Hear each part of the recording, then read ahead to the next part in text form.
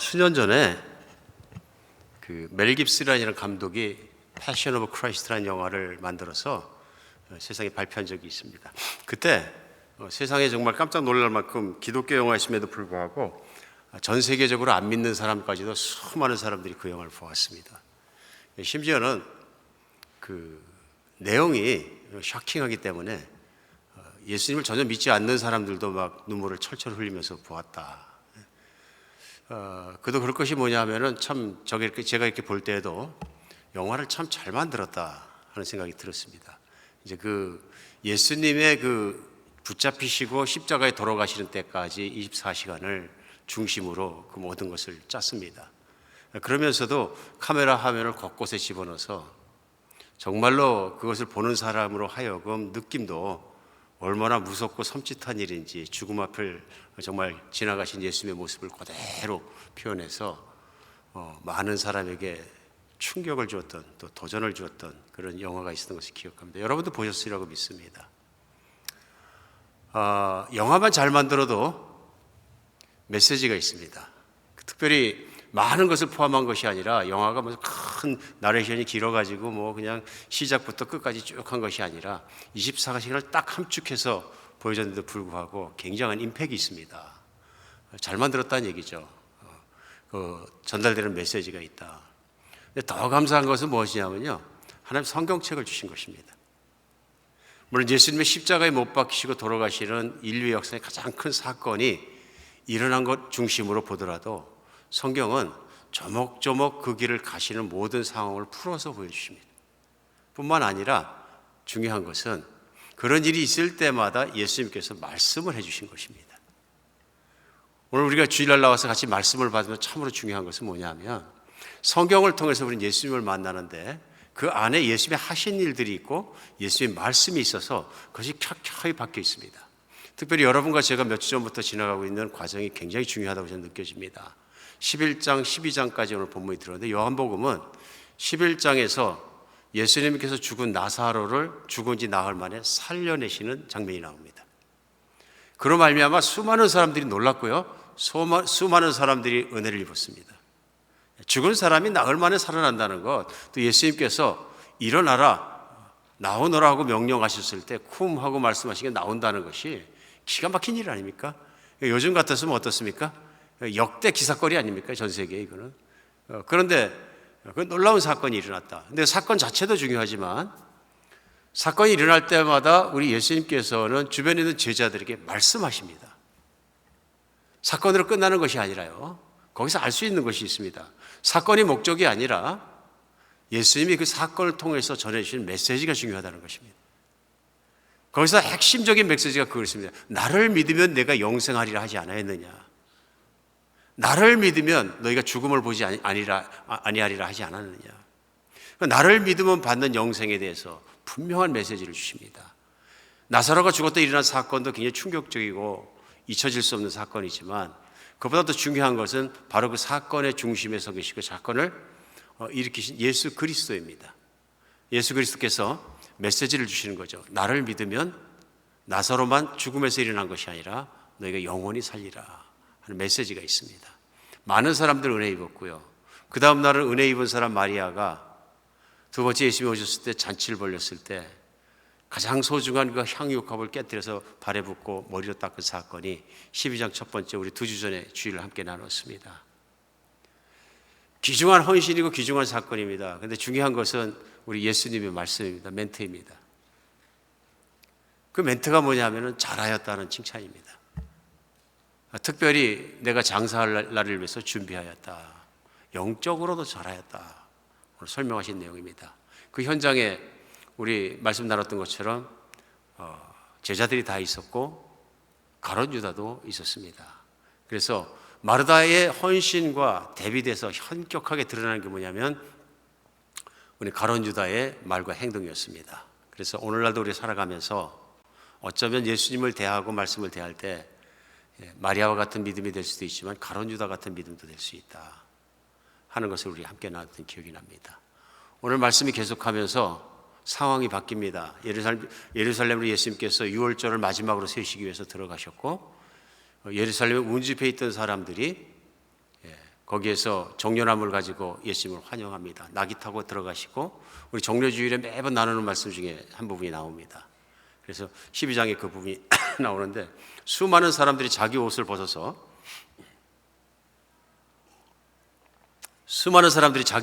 바닥에 깔고 예수님을 호산나 다윗의 자손, 오늘 찬양했죠?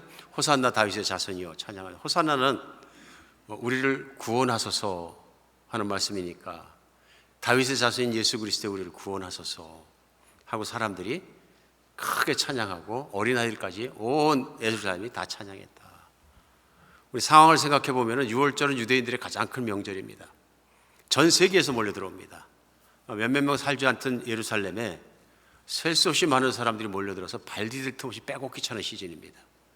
오늘 그런 상황 속에서 예수님을 찬양하고 다 같이 받았다는 것은 그 이유는 오늘 본문 말씀이 12장 20절 바로 앞에 있는 그 한 18절에 나옵니다.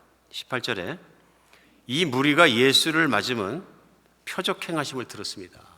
특별히 어떤 표적이냐면 그 앞에 17절에 나오는 내용은요, 나사로를 무덤에서 불러내어 죽은 자 가운데서 살리실 때 함께 있었던 무리가 증언합니다.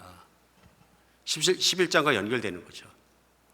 그러니까 나사로를 살리신 그 동네가, 베단이라는 동네가 한 오리쯤 되니까 예루살렘에서 가깝습니다. 예수님께서 나사로를 살릴 때 혼자 하신 것이 하지만 일을 혼자 일으키셨지만 수많은 사람들이 현장에서 그것을 보았습니다. 문성하다 본 것이죠.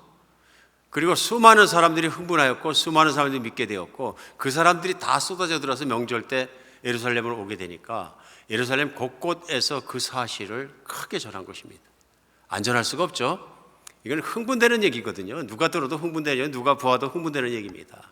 다 전하니까 온 성이 요동하게 되었던 것이 분명합니다. 온 성 사람들에게 희망이 되었고 어떻게 그런 일이 있을 수 있단 말이냐, 나흘 만에 죽은 자가 살아난단 말이냐, 그 예수가 누구냐, 막 그러니까 전부 환영하게 되니까 호산나 다윗의 자손이 하고 소리 지를 수밖에 없다. 하나님의 영광을 드러내기 위해서 나사렛의 병이 생겼다고 예수님이 말씀하신 것처럼 그 놀라운 그 정말 현장이 일어나게 된 것이죠. 오늘 그런 현장에 뒤이어서 오늘 본문 말씀이 20절부터 바로 시작됩니다.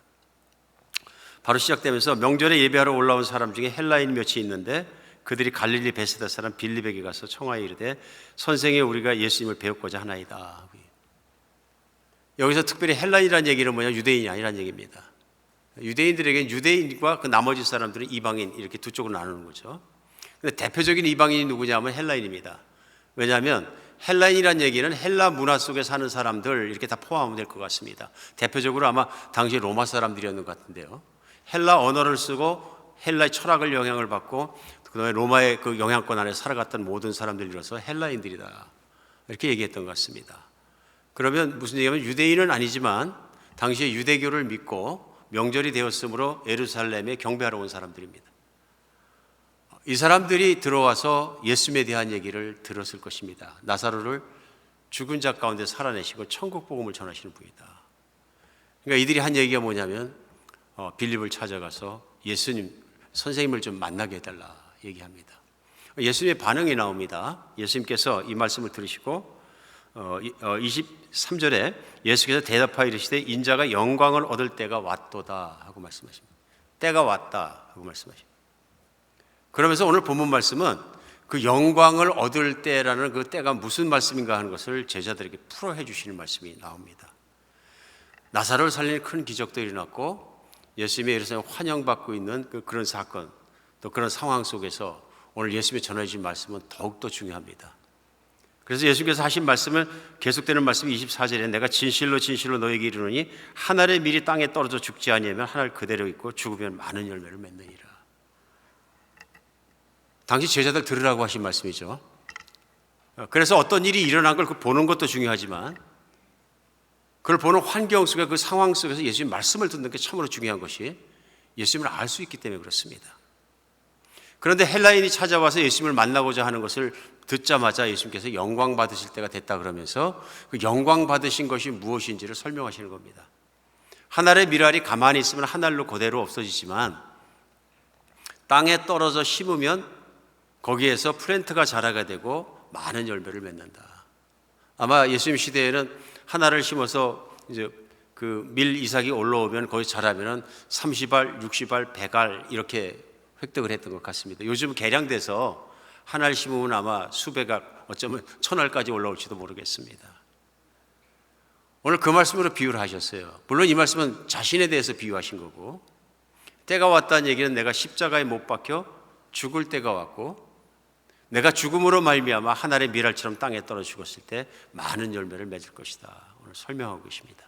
오늘 계속되는 말씀도 그 말씀을 설명하십니다. 그런데 여기에서 끝난 것이 아니라 예수님 자신을 위해서 하신 말씀이 아니라 듣는 제자들을 위해서 그 다음 절을 말씀하십니다. 그 다음 절이 뭐냐면 자기 생명을 사랑하는 자는 잃어버릴 것이요 이 세상에서 자기 생명을 미워하는 자는 영생하도록 보존하리라. 이거는 예수님 자신을 위해서 하신 말씀이 아니라 듣는 제자들을 위해서 하신 말씀입니다. 그렇죠? 그래서 일방 통행하시는 것이 아니라 자신에 대해서 적용한 말씀을 또 한 제자들에게, 제자들도 마찬가지로 자기 생명을 사랑하는 자는 잃어버릴 것이요 자기 생명을 미워하는 자는 영생하도록 보존하리라 말씀하십니다. 이 말씀 가운데 한 알의 밀알에 대한 말씀이나 또 자기 생명을 미워하는 것이 무엇인가에 대해서 말씀을 읽으시면서 이게 무슨 말씀인가 생각하시는 분도 없지 않아 계실 줄로 믿습니다. 이 말씀은 예수님만 그런 것이 아니라 예수님을 믿고 따르는 제자들도 하늘에 떨어져 죽은 밀알처럼 살아야 된다 하는 말씀을 포함시켜 주시는 내용 같습니다. 대표적으로 하신 결과가 뭐냐 하면은 자기 생명을 미워하는 사람만이 영원한 생명을 갖게 된다. 자기 생명을 사랑하는 사람은 진짜 영원한 생명을 잃어버리게 된다. 물론 예수님 말씀에 이 생명 속에는 원어적으로 푸시케라는 단어를 쓰셨습니다만은 목숨이라는 것이 가장 대표적으로 쓰이고요. 그 외에도 목숨이란 단어 외에도 의미 외에도 자아, 뜻, 의지, 미래 계획 뭐 이런 것들이 함께 쓰일 수 있는 단어입니다. 아마도 예수님께서는 여기에서 자아란 뜻을 많이 포함해서 쓰신 것 같습니다. 이 말씀은 자기 자신의 자아를 많이 사랑하는 사람은 영원한 생명을 잃을 수 없다. 자기의 노력으로 천국에 들어가고 하나님 아버지 인정을 받기 위해서 노력하는 자들은 그 길로 갈 수가 없다. 왜냐하면 결국 자기 중심이 때문에 그런 것이죠. 그러나 자기의 생명을, 자기 자신을 미워하고 자기 자신을 신뢰하지 않고 예수님을 전적으로 믿고 따르는 자만이 영원한 생명을 가질 수 있다 하는 말씀을 오늘 하신 것입니다. 이 말씀의 뜻이 계속되는 말씀 속에서 드러납니다. 26절에 사람이 나를 섬기려면 나를 따르라. 나 있는 곳에 나를 섬기는 자도 거기 있으리니 사람이 나를 섬기면 내 아버지께서 그를 귀히 여기시리라. 이 말씀이 계속됩니다. 그러면서 시작하신 말씀이 뭐냐면 나를 섬기는 자는 어떻게 합니까? 섬기려면 나를 따르라입니다. 오늘 여기 중요한 메시지가 저는 예수님 말씀하신 중요한 메시지가 26절에 있다고 생각합니다. 나를 따르라 하고 말씀하신 겁니다. Follow me 하신 겁니다. 그럼 오늘 말씀의 제목도 나를 따르라 하고 제가 정했습니다. 그 이유는 예수님의 이 부르심, 사람들을 향해서 나를 따르라고 하신 말씀을 우리가 이해하고 받아들이고 봐야 그 앞에 하신 말씀들도 이해가 갑니다. 오늘 예수님은 때가 되어서 사람들의 죄를 지고 세상 사람의 많은 죄를 지고 십자가에 못 박혀 피 흘려 돌아가시는 그 어려운 시간을 준비하고 가고 계십니다. 그런데 그것을 홀로 가는 길이 아니라 제자들이 이해하고 제자들이 믿고 제자들도 함께 가기를 원하셨습니다. 그걸 설명하고 계시다고 믿으십니다. 그러면서 이거를 예수님 자신에게만 적용한 것이 아니라 제자들에게도 동일하게 인생에 적용되기를 바라고 계신 것입니다. 그러면서 초청하신 것이 뭐냐면 나와 함께 가자입니다. 그렇죠? 그러니까 나와 같은 길을 가자가 나를 따르라입니다. 오늘 말씀 중에 중요한 것은 뭐냐면 우리 예수님께서 예수님을 믿는 제자들을 부르신 내용입니다. 나와 함께 가자 하신 것입니다. 그 말씀은 나와 같이 되라. 내가 떨어져 죽은 하늘의 밀알이 된 것처럼 너희도 그렇게 살고 내가 내 자신의 뜻을 따르지 않고 내 자신의 모든 것을 버리고 아버지의 뜻을 따라간 것처럼 너희도 나를 따르고 내 안에 나와 함께 나를 따라서 살자 하는 초청인 것을 알 수 있습니다. 오늘 나를 따르라 이 한마디 말씀 속에는 이 땅에서 구원받는 사람들을 초청하는 예수님의 메시지가 들어 있습니다. 나를 따라오너라. 오늘 이 말씀 속에서 우리가 느낄 수 있는 것이 있습니다. 예수님이 나를 따라오너라 하고 말씀하시기 전에 하늘에 떨어져 죽은 미랄에 대해서 말씀하시고 그것이 십자가에 돌아가신 죽음에 대한 것이라는 것도 말씀이 계속되면서 나옵니다. 그러면서 27절엔 내 마음이 괴로우니 무슨 말을 하리요 아버지여 나를 구원하여 이 때를 면하게 하여 주옵소서. 그러나 내가 이를 위하여 이 때에 왔나이다. 제자들에게 말씀하시고 나서 곧바로 하늘을 향해 하나님께 기도하는 내용입니다. 이 때를 면하게 하여 주시옵소서. 괴롭습니다 하고 얘기하십니다. 솔직한 심정이시겠죠. 그러나 28절에 보면 아버지여 아버지의 이름을 영광스럽게 하옵소서 하니까 하늘로부터 소리가 나서 이르되 내가 이미 영광스럽고 또다시 영광스럽게 하리라 하시는 하나님의 응답이 있었다 하는 말씀이 이루어지면서 오늘 예수님께서 말씀하실 때 너희를 위해서 하늘에서 소리가 났다 하고 말씀하시고 오늘 31절에 그 이유는 이 세상에 대한 심판이 이르렀으니 이 세상 임금이 쫓겨나리라. 내가 땅에서 들리는 모든 사람을 내게로 이끌겠노라 하고 말씀하시면서 십자가에 돌아가실 것에 대해서 오늘 설명을 하십니다.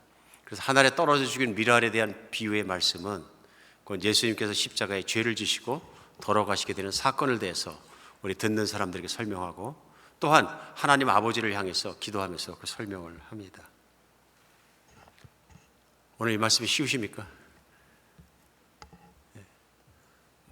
어떤 분에게는 쉽습니다. 어떤 분에게는 굉장히 감동이 있을 수 있습니다. 어떤 분에게는 어렵고 때에 따라 또 어떤 분에게는 굉장히 부담스러운 말씀이 될 수 있습니다. 부담스러운 말씀이 있습니다. 왜냐하면 하늘에 떨어져 죽은 미랄이 되라 만만한 말씀이 아니라는 게 확 느껴지지 않습니까? 여러분 가슴에 확 다십니까? 여기에 근데 주님께서는 굉장히 중요한 의미가 있다고 저는 믿습니다. 여기에서 참으로 사는 자와 참으로 살지를 못하는 자는 구분이 될 수 있다는 것을 오늘 말씀 안에서 확연하게 느낄 수 있습니다. 왜냐하면 천국을 결정하고 모든 걸 결정하시는 분은 예수님이시기 때문에 그렇습니다. 예수님이시기 때문에 오늘 나를 따르라 하는 말씀 속에는 나와 같이 되라 내가 하늘에 떨어지는 미랄이 된 것처럼 내가 내 자신을 부인하고 하나님 아버지의 뜻을 따라 살아가는 것처럼 내 생명을 미워하고 차라리 아버지를 따라 살아가는 것처럼 너희도 그렇게 되어라가 나를 따르라거든요. 그러면 예수님은 어떻게 사셨다는 얘기일까요?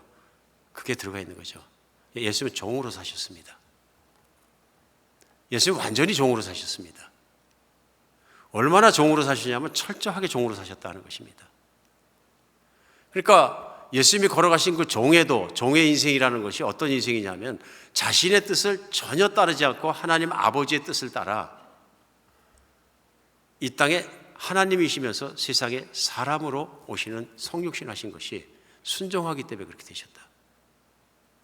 순종하는 것은 뭐냐면요 아버지의 뜻에 철저하게 순종하십니다. 사람이 되었다는 것은 뭐냐면 창조자에서 정말로 피조물이 된 것이고 피조물이 마땅히 걸어가야 될 길 창조자 하나님께 전적으로 순종하는 그 길을 걸어가시는 종의 길을 걸어가셨다는 것입니다. 인간의 가장 큰 문제가 그거였거든요. 창조자 하나님을 배신하고 돌아선 것.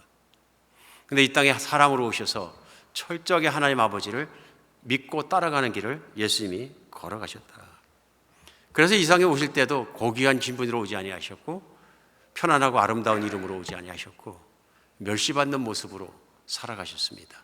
뿐만 아니라 어떤 한 가지라도 철저하게 하나님 아버지의 말씀에 순종했지 자기의 뜻대로 살지 않으셨다.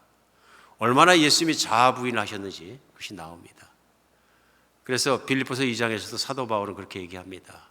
너희는 예수 그리스도를 본받으라 얘기하면서 본체 하나님이시나 하나님과 동등됨을 취할 것으로 여기지 아니하시고 정말 피조물인 육신의 몸을 가지고 이 땅에 오셨으니 예수 그리스도의 그 겸손함과 종애도를 본받으라. 우선은 사도 바울도 권면하고 있습니다. 오늘 예수의 말씀은 그것입니다. 예수님처럼 종애도를 걸어갈 수 있는 그 길을 가자 하는 것입니다. 이 땅 가운데 살아가면서 내 뜻이 아니라 하나님 뜻을 따라 살고 내가 아니라 하나님의 뜻을 따르는 길에서 살아가자는 초청을 하고 계신 것을 알 수 있습니다. 쉬우십니까? 많은 분들은 아멘, 우리 주님 사랑하기 때문에 갈 수 있습니다 얘기할지 모릅니다. 그러나 또 어떤 분들에게 어렵습니다. 어려울 수밖에 없는 것이죠. 왜냐하면 현실성 있게 안 느껴질 수도 있습니다. 내가 왜 꼭 누구의 종이 되고 종의 도를 가야 되는가 하면서 또 무겁게 느껴질 수 있습니다. 언젠가 말씀을 전할 때 이 말씀 속에 성도님이 많이 화가 나셨던 기억이 납니다. 그래서 이메일을 이만큼 보내셨어요.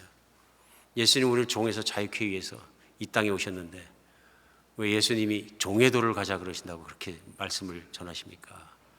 화가 나신 거예요. 곰곰이 생각해보면 그분이 왜 종이란 단어를 그렇게 싫어했을까?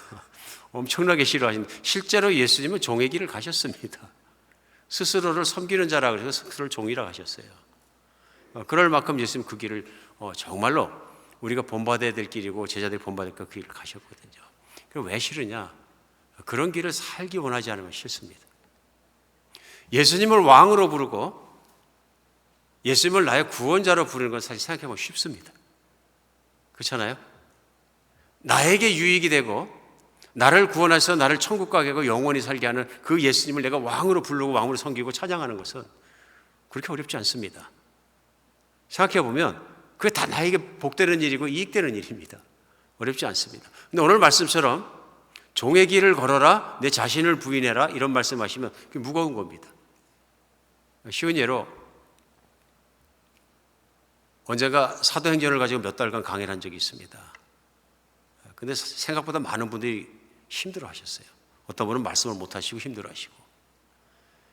한 분이 교회를 안 나오셔서 제가 참으로 이상하다 해서 신방 간 적이 있습니다. 신방을 가서 그분께 사업장을 찾아가서 여쭸어요. 무슨 일이 있으십니까? 그랬더니 다른 일이 아니라 목사님 설교가 지겨워서 못 나가겠습니다. 설교를 잘못해서 죄송합니다. 잘못한다는 얘기가 아니고 사도행전 빨리빨리 끝내면 되지 그걸 가지고 몇 달씩이나 그렇게 하시니까 힘들어서 나는 참다가 교회를 안 나가게 됐고 안 나가다 보니까 속은 편하니까 안 가게 됐다. 왜 그러십니까? 그랬더니 사도행전에 맨날 땅끝으로 나가자, 선교하자, 전도하자 뭐 이런 얘기만 하니까 자기하고는 관계가 없는데 주일마다 나가서 나하고 관계도 없는 얘기를 매일 듣고 앉아있으니까 답답하고 힘들고 지루하고 재미없는 그런 신앙생활을 누가 하겠습니까? 그 얘기를 하셨던 게 충격적으로 제가 들었던 기억이 나요. 아, 그랬었구나. 그래서 목사님은 혼자 좋아하는지 모르지만 그 메시지가 저는 참 힘들었습니다. 결국 교회로 돌아오지 못하셨습니다만은 안타깝습니다. 그래서 그 자리에서 복음을 전해도 복음도 알고 다 아는데 나는 그렇게 뭐 전도하고 선교 강조하는 거 별로 안 좋아합니다. 그 말씀 하시는 거예요. 불편합니다. 부담스럽습니다. 그럴 수 있습니다. 오늘 말씀이 그런 각도에서 보면 부담스럽고 힘들 수 있습니다. 그렇죠? 왜냐하면 예외 없이 적용하도록 예수님께서 주시는 도전의 말씀이거든요. 땅에 떨어져 죽은 하늘의 미랄이 예수님만 그런 것이 아니라 너희도 또한 그러다는 것이나 자기 생명을 부인해야 살고 자기 뜻을 온전히 부인하고 살아라는 말씀이 그런 도전입니다. 종의도를 갖고 살아가는 것이 쉬운 것은 아니거든요. 그런데 왜 예수님이 종이 되셨고 왜 예수님께서 그거를 가셨는가 하는 것을 우리가 알고 이해하면 어렵지 않습니다. 예수님께서 이 땅에서 종의 길을 걸어가신 가장 큰 이유는 뭐냐면요, 세상을 구원하기 위해서입니다. 세상에 있는 사람들을 구원하기 위해서입니다. 하나님의 모든 초점과 관심과 뜻은 세상에 있는 사람을 세상을 구원하는 데 맞춰져 있습니다. 요한복음 6장 38절에서 39절에 보면은 내가 하늘로부터 내려온 것은 내 뜻을 행하려 함이 아니요 나를 보내신 이의 뜻을 행하려 함이니라. 나를 보내신 이의 뜻은 내게 주신 자 중에서 내가 하나도 잊어버리지 아니고 마지막 날에 다시 살리는 것이니라. 하나님 아버지의 뜻이 분명합니다. 그것이 뭐냐면 세상에서 죽어가고 세상에서 파멸될 수밖에 없는 하나님의 자녀들을 구원해내는 일입니다. 이게 예수님에게 주어진 지상명령이고 이게 예수님에게 주어진 걸어가실 길이고 이 말씀의 길을 따르는 종이 되신 거거든요. 근데 이 말씀을 일어났을 때 그 수혜자가 혜택받는 사람이 누구냐면 세상에 있는 사람들이에요. 그러니까 예수님이 결국은 하나님 아버지의 뜻을 따르고 종이 되었지만 그것이 결국은 세상에 있는 사람들을 섬기는 종이 되신 거예요. 그러면 내가 섬기는 종이 됐다는 것을 예수님 말씀하고 계신 것이죠. 그러므로 예수님의 생각과 말씀과 모든 것의 초점이 어디 있느냐면 하나님의 뜻을 따라, 아버지의 뜻을 따라 이 땅에 있는 사람이 구원되는 것에 있습니다. 얼마까지요? 십자가에 못 박혀 돌아가서 죄값을 치르게 하고 그 모든 길까지도 끝까지 죽기까지 충성하고 순종하고 길 가는 것이 예수님의 길이라는 것입니다. 오늘 그런데 그 예수님이 그 모든 일을 자신에게만 맞추시는 게 아니라 말씀을 듣는 제자들에게 똑같이 적용시키시는 거예요. 보이십니까? 너희도 너 자신을 부인하고 하나님 아버지의 뜻을 따라 살며 이 세상에 있는 영혼들을 구원받는 그 일을 위해 나와 함께 애쓰지 않으면 나를 따르지 못하는 것입니다. 자아 부인하는 게 그런 것이죠. 내 생명을 사랑하는 게 무엇이냐면 세상을 사랑하는 것입니다. 세상을 사랑하는 무슨 얘기냐면은 예수님을 믿지 않고 세상 안에 살아가는 사람들은 다 자기를 사랑하는, 무엇을 하건 내가 만족해야 되고 무엇을 하건 내가 성공해야 되고 무엇을 하건 내가 행복해야 되고 중심이 누구냐면 나입니다. 여기서 예수님 표현대로 하면 그것이 자기 생명인 거죠. 자기 생명 중심으로 살아가는 사람들은 자기가 살 동안 잘 살면 그뿐입니다. 영원한 생명에 대한 관심이 없거나 영원한 생명을 이루지도 못하는 거예요. 문제는 뭐냐면 영원히 살 수 있다는 것입니다. 사람은 영원히 살도록 만들어졌고 하나님께서는 그 세상에서 영원히 살지 못하고 죽는 생명을 불쌍히 여기서 예수님을 보내셨다는 것입니다. 그러므로 가장 중요한 일은 뭐냐면 그 생명이 살아나는 일입니다. 살아나는 일입니다. 그래서 예수님은 제자를 선택하시고 제자들과 가실 때 복음서 전체에서 드러난 내용이 뭐냐면요, 매일같이 고을과 성읍들을 찾아다니면서 복음을 전하고 하신 내용들이 가득 차 있습니다. 다른 내용 없습니다. 가득 차 있습니다. 왜 그렇습니까? 그게 아버지의 뜻입니다. 아버지의 뜻입니다. 세상은 예수 그리스도께서 이 땅에 오심으로 말미암아 심판을 받았습니다. 오늘 예수님이 이 말씀 속에 오늘 마지막 말씀에는 그 말씀을 하십니다. 세상은 이미 심판을 받았다. 그러니까 오늘 본문 마지막에 31절에 이제 이 세상에 대한 심판이 이르렀으니 이 세상 임금이 쫓겨나리라. 예수님이 십자가에 못 박히신 사건을 설명하시면서 이 사건은 그냥 사건이 아니라 세상에 있는 임금, 세상 사람들을 죄를 짓고 꼼짝 못하도록 붙잡고 있는 마귀가 심판을 받은 일이라고 말씀하시네요. 이 말씀은 무엇이냐 하면 예수님이 오셔서 십자가에 못 박혀 피 흘리고 돌아가시기 전까지는 죄를 용서받는 길이 열리지 않으니까 사람들이 하나님 앞에 나갈 수 있는 길이 없었다. 그럼 나머지 인생은 뭐냐? 눈에 보이지 않지만 이 세상에 있는 사람들을 꽉 붙잡고 있는 사단이라는 존재에 의해서 그 존재가 마음대로 사람들을 움직이면서 이 땅에 죽기 전의 삶에만 집중하도록 만들고 결국 이 세상의 모든 걸 충성하도록 만들어 놓은 그것이 예수님의 십자가의 사건을 통해서 심판을 받았다. 이제는 사람들이 꼭 그렇게 살지 않아도 되는 길이 열린 것이 무엇이냐면 더 이상 마귀가 세상의 왕이 아니다 하는 것입니다. 마귀가 왕이라는 얘기는 뭐냐면 세상에 있는 사람은 예수님께서는 누구나 자기 자신만 위해 살고 자기 탐욕과 자기의 음욕과 자기의 만족을 위해서만 살고 자기를 위해서 살기 때문에 결국은 하나님 앞에서 의롭지 못하고 죽을 수밖에 없는 존재가 되어버리지 않았느냐. 오늘 그 말씀인 것입니다. 예수님을 따르는 제자는 세상을 따라가는 사람이 아니다. 오늘 예수님 제자들을 향해서 그걸 권면하고 도전하고 계십니다. 너희가 나를 섬기기 원하느냐? 그럼 나를 따라오너라. 내가 가는 길을 따라오너라. 내가 추구하는 길은 세상이 추구하는 길이 아니라 내가 추구하는 길은 하나님 아버지께서 추구하는 것을 추구한다. 십자가에 지기까지. 그래서 예수님을 따르는 사람에게는 환난과 핍박과 어려움이 있을지도 모른다. 이게 현실입니다. 실제로 예수님의 제자들은 이 말을 듣고 며칠 뒤에 십자가에 못 박혀 돌아가신 예수님을 보아야 했습니다. 그걸 보는 순간 무슨 일이 났냐면요, 자기 생명을 사랑하게 됩니다. 무서워서 도망가 버립니다. 하나님의 은혜로 말씀이 생각나고 하나님의 은혜로 예수를 부활하시면서 제자들은 예수님께 다시 따라오게 됩니다. 그러면서 그때 그들은 깨닫습니다. 예수님이 이때 하신 이 말씀이 무슨 말씀인지, 나를 따르라는 것이 무슨 말씀인지, 내 십자가를 메고 내 생명을 지고 내 목숨을 드리고 따라오라는 말씀이 무슨 말씀인지 막 깨닫고 그들이 달라집니다. 그들이 한 행동이 무엇이냐면 사도행전입니다. 예수님과 함께 했던 그것들을 끊임없이 하는 것입니다. 장소만 달라집니다. 땅 끝까지 갈 때까지. 바로 세상을 구원하는 일, 세상의 사람들을 구원하는 일을 하였더라 하는 것이 사도들의 행전입니다. 오늘 이 말씀 속에 우리가 알 수 있는 것은 나를 따라오너라, 나를 따르라. 이 말씀도 오늘도 우리에게 예수님께서 주시는 말씀이라고 믿으십니다.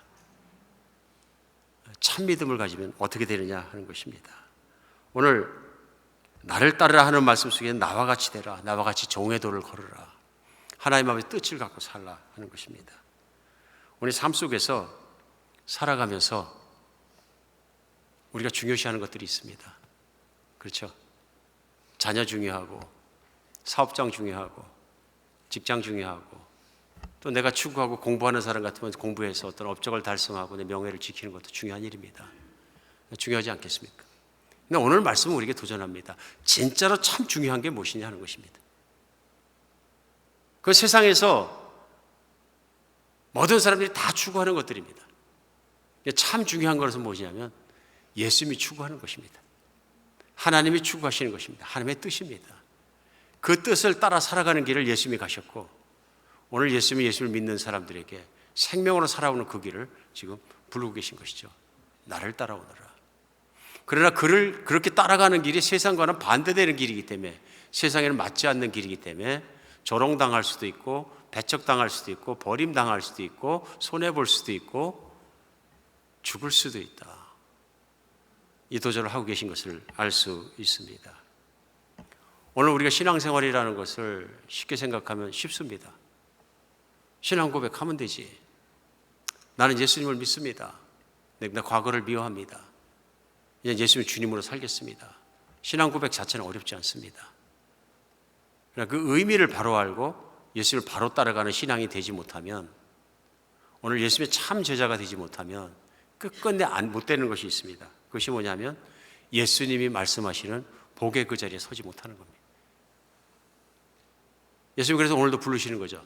오늘 본문 말씀이 뭐냐면 복된 자리로 들어오라. 나와 함께 있는 것이 복되다. 나를 섬기려면 나 있는 곳에 있으라 말씀하시면서 초청한다고 믿으십니다. 찬송가 322장 아침에 새벽 예배 드릴 때마다 자주 찬양합니다. 근데 그 찬양 부를 때마다 이 찬양은 각오 없이는 못 부르겠다 하는 그 마음이 자꾸 듭니다. 굉장히 은혜로운 찬양인데요, 각오가 있어야 부른다. 그 예수 나를 오라 하네 하는 찬양은 많은 분들이 아십니다. 이렇게 시작합니다. 예수 나를 오라 하네, 예수 나를 오라 하네, 어디든지 주를 따라 주와 같이 가려네. 아시죠? 같이 부를까요? 주의 인도하심 따라, 주의 인도하심 따라, 주의 인도하심 따라, 어디든지 주를 따라 주와 같이 가려. 겟세마네 동산까지, 겟세마네 동산까지 주와 함께 가려 하네. 피땀 흘린 동산까지, 피땀 흘린 동산까지 주와 함께 주와 함께 가려네. 아멘. 믿으십니까? 이 찬양 각오 없이 부를 수 있습니까? 노래 부르기 쉽습니다. 그렇죠? 노래는 얼마든지 부를 수 있습니다. 잘 불러, 아마 저보다 훨씬 잘 부르는 분이 여기 굉장히 많으실 거예요. 잘 부를 수도 있습니다. 그러나 내 헌신 없이 부를 수 없는 노래입니다. 내 생명을 걸지 않고 부르지 못하는 노래인 거죠. 주님이 나를 따라오너라, 너는 나를 따르라고 말씀하셨을 때 그게 무슨 뜻인지, 내가 무엇을 걸어야 되는지 알지 못하면 못 따라옵니다. 이제부터는 네 뜻대로 살지 말고 하나님 아버지의 뜻대로 살되 하나님이 중요하시는 생명을 살리는 그 일을 위해서, 하나님 나라를 위해서 함께 가자. 이제 내가 세상으로부터 구원을 받고 세상으로부터 살림받아서 이제는 이제 정말로 나에게 소속되고 나와 함께 가고 나에게 있는 사람이 됐으니 살자 하는 것이죠. 그래서 오늘 나를 따르라는 말씀 속에는 나와 같이 되라, 나와 같이 종의 도를 걷자 하는 말씀 외에 두 번째 말씀은요, 땅에 떨어진 하나의 미랄이 되라는 말씀을 포함하고 있습니다. 내가 그런 것처럼 너도 땅에 떨어진 하나의 미랄이 되어서 복음을 가지고 다른 생명도 구원받을 수 있도록 너도 그렇게 살아라. 그것이 내 인생에 열매를 맺게 할 것이다. 인생에는 열매가 있습니다. 우리가 무엇으로 심든지 무엇을 반드시 그렇게 거두게 되어 있다고 성경도 말씀하십니다. 우리 인생은 마치 농사 짓는 것처럼 심은 것을 거둡니다. 그렇죠? 내가 무엇을 좋아하는 것을 내가 노력할 것이고 내가 무엇을 정하고 추구하는 것을 내가 노력할 것입니다. 그리고 내가 심은 것을 거둡니다. 그런데 오늘 말씀 속에 나타나는 세상에서 세상을 위해 세상을 추구한 것은 하나도 남지 않습니다. 반대로 다 심판받으면 끝입니다. 남을 것이 없습니다. 그런데 주님의 부르심을 따라 주님을 따라가며 주님과 함께 뜻을 따라 추구한 그것이 열매로 남습니다. 그러니까 열매 있는 인생이 있고 열매가 없는 인생이 있는 것이죠. 두 가지 인생을 우리는 알 수 있습니다. 오늘 말씀 우리에게 도전한 것이 뭐냐면 내 인생엔 열매가 있는가 돌아보게 합니다. 내 인생엔 어떤 열매가 있으십니까? 그렇죠. 내가 신앙생활 몇 년 했고 어떻게 했고 무슨 직분을 가졌고 무슨 사역을 했고 그보다 중요한 것이 있습니다. 내 신앙은 열매가 있습니다. 무슨 열매입니까? 생명의 열매입니다. 나는 복음을 전하는데 기여하고 있습니까? 우리 주님께서 함께 가신 그 길과 부르심의 그 길에 나는 얼마나 기여하고 있습니까? 나는 그 하나님 나라의 일 곧 예수 그리스도께서 나를 부르셨고 나를 제자 삼았는데 그 제자의 길을 가면서 얼마나 나는 생명의 열매를 맺고 있습니까? 돌아볼 필요가 있습니다.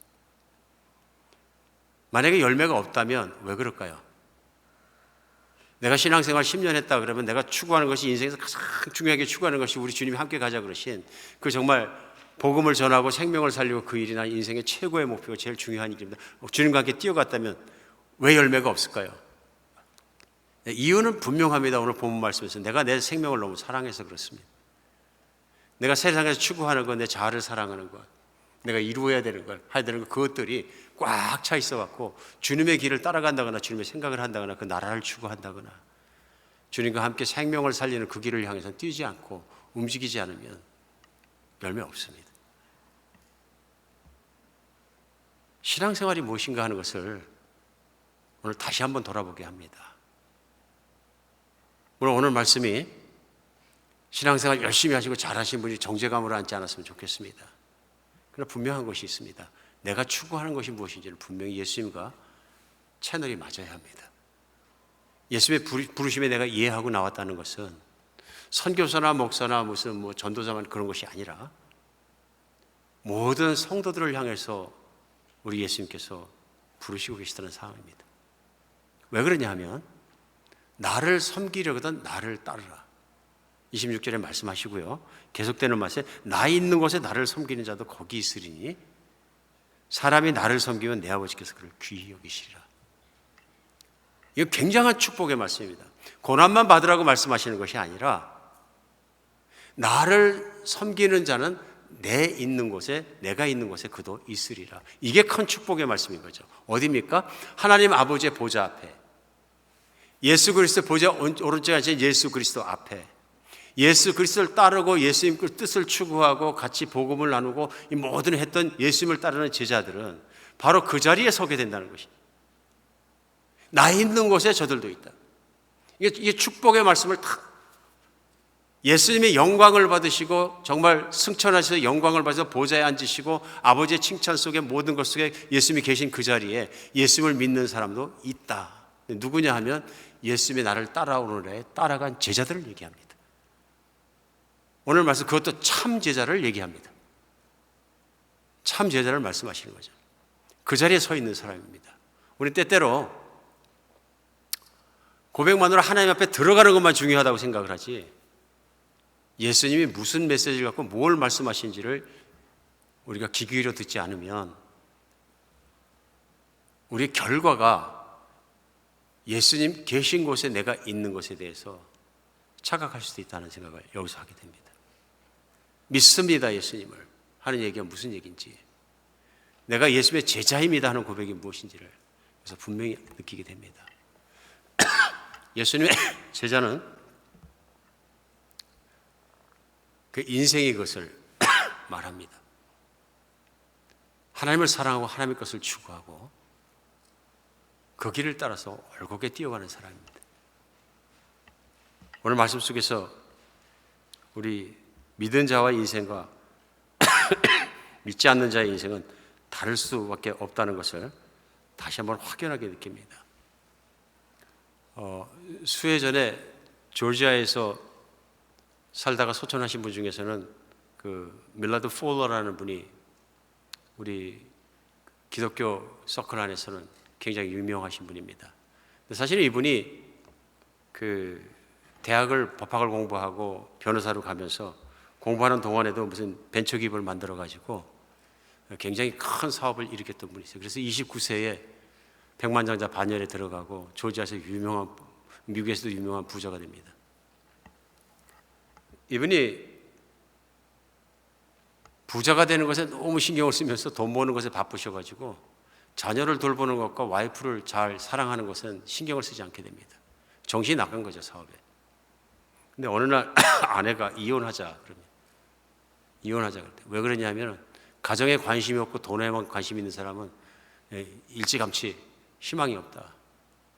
그때 놀래가지고요, 이분이 자기에 대해서 다시 쳐다보게 되고, 그때 돈만 추구하는 삶으로는 아내를 설득할 수 없구나 하고 얘기하면서 보니까 아내가 믿음을 생활하고 있어서 믿음의 자리에 나갔다가 말씀 듣고 예수님을 깊게 믿게 된 사람입니다.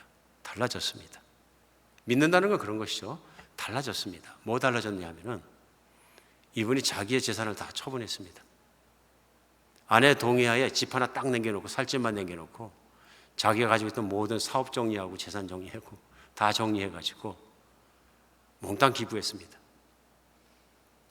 복음을 위해서 사역하는 모든 것에 기부를 하고요, 자신은 공동체에 들어가서 가족들과 함께 같이 복음을 위해서 살아가게 되었습니다. 그러다가 집 없는 자들의 어려움을 보게 되어갖고 집을 지어주는 사역을 하게 됩니다. 마을마다 돌아다니면서 집을 비워주는 사역을 하게 돼서 오늘날도 그 사역이 전 세계적으로 커서 헤비테트라는 사역으로 자리 잡게 됩니다. 카터 대통령이 퇴임하시고 나서 집지로 막 다니고 하면서 헤비테트 사역은 한국에서나 미국에서나 또 세계 각국에서 아주 유명한 사역이 되었습니다. 복음을 전하는 것이죠. 그분이 얼마 전에 몇 해 전에 돌아가셨는데 조지아에 있어요.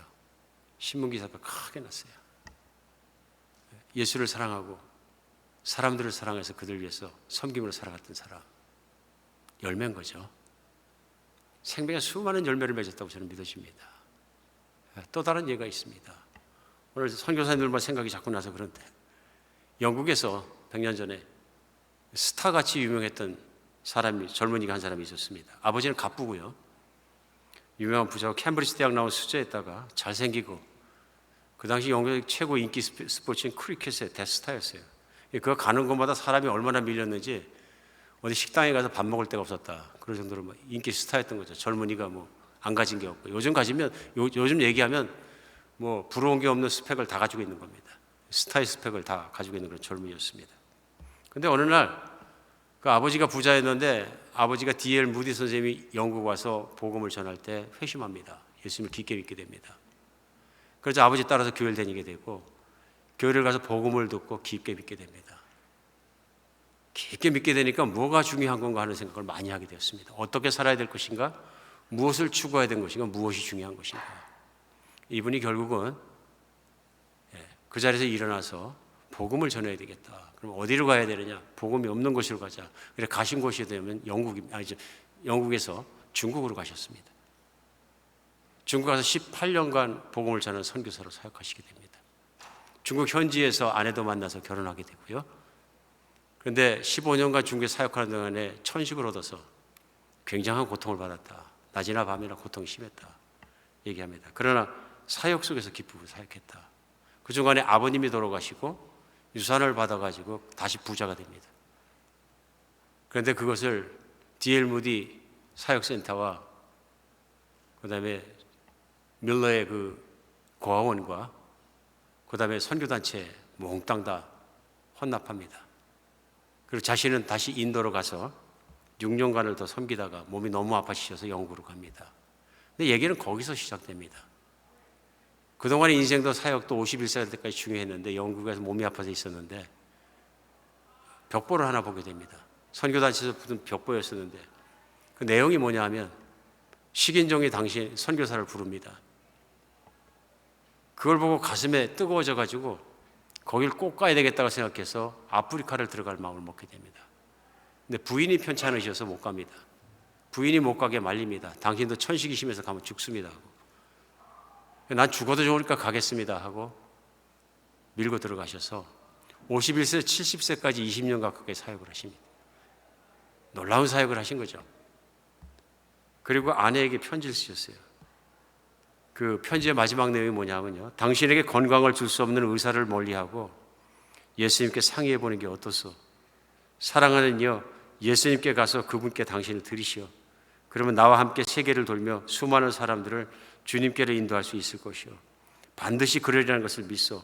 예수님을 믿는 믿음 외에 나와 당신이 살아야 할 다른 길은 없다오.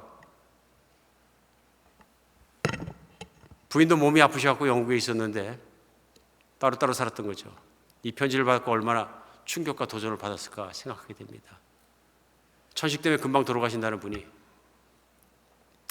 사역지 들어가셔서 진짜 어려운 사역지에서 20년간 사역하는 그 내용을 오늘 저도 읽으면서 저 개인적으로 받아들여졌습니다. 그래서 주님 따르다가 사역하다 죽는 것이 영광이지. 아프다고 그냥 아픈 것만 생각하면 아무것도 못하고 아무것도 없는 인생 살게 되지. 오늘 예수님을 만나면 뭐 선교사를 나간 분만 그런 것이 아니라 확연하게 달라집니다.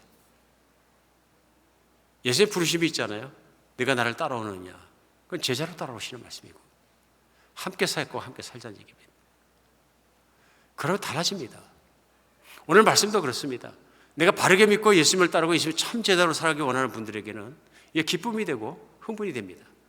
그렇지. 때때로 물론 회개가 될 수도 있습니다. 그건 좀 나태했다. 부르심에 대해서 좀 정신이 좀 흔들렸다. 마음도 흔들렸다. 생각할 수 있겠죠. 그러나 그 말씀 자체는 달고 그 말씀 자체는 내게 쏙 들어옵니다. 그러나 어떤 분들에게 이게 튀어나가는 것 같은 아니면 내가 뱉어내고 싶은 그런 부담감과 힘 것으로 느낄 수도 있습니다. 그러나 오늘 한 가지 메시지가 있습니다. 예수님이 나를 사랑하시는 거예요. 무엇이 나에게 생명의 길이고 좋은 길인지를 예수님이 아시는 것입니다. 내가 그럼에도 불구하고 오늘 초청하시는 겁니다. 너는 나와 함께 가자. 나와 함께 영원한 생명의 길로 참된 인생의 길로 가라. 이 세상에 보이는 것, 세상에 있는 것, 갖고 싶은 것, 누리고 싶은 것 다 없어지는 것들이고 너는 나와 함께 가자. 세상에서 갖는 것, 세상에 추구하는 것 안 중요한 게 아니지만 그것 추구하다 복음과 관계없는 인생을 산다면 아무것도 남지 않습니다. 아무것도 남지 않습니다. 하나님의 뜻에 따라 예수 그리스도와 함께 걸어서 살아간 복음을 위해 살아간 그것 남습니다. 그것 남습니다. 빈손으로 가는 예수님 앞에가 아니라 우리 정말로 그렇게 주님을 사랑하고 주님을 따라가면서 참 제자로 살아갈 여러분과 제가 되었으면 좋겠습니다. 오늘 말씀드린 사람, 마지막에 말씀드린 선교사님의 이름이 찰스 스터드라는 분인데 이분으로 말미암아 영국의 WC라는 선교단체가 시작됩니다. 전 세계 지금도 선교사가 일하고 있고요. 한국에도 지부가 많습니다. 한 분이 떨어져 죽었더니 복음을 위해서 다 드렸더니 선교단체도 생기고 많은 선교사들이 일어나고 전 세계 지금도 복음을 들어서 그 선교사들로 말미암아 번지는 복음의 크기는 이 말할 수가 없습니다. 예수님은 한 알의 미랄이 돼서 떨어져 죽으셨지만 우리는 압니다. 이 주일에 이 지구 위에서 예수님을 찬양하는 사람이 얼마나 많은지, 지금 이 순간에 브라질의 정글 속에서도, 아프리카의 사막에서도, 중동에서도, 심지어는 공산권 국가에서조차도, 자유주의 지형은 말할 필요도 없습니다만 우리 주님을 얼마나 높이면 수많은 생명의 열매들이 주님을 찬양하고 있는가 생각해 보면 분명합니다. 하나님의 뜻은 열매를 많이 맺는 것입니다. 여러분과 저도 인생을 살아가면서 열매 있는 인생, 주님을 바르게 따라가는 제자 인생을 참으로 살았으면 좋겠습니다. 제자가 아니면 소용이 없다. 오직 그것을 다시 한번 마음 맞추고 살아가는 여러분과 제가 됐으면 좋겠습니다. 기도하겠습니다. 하나님,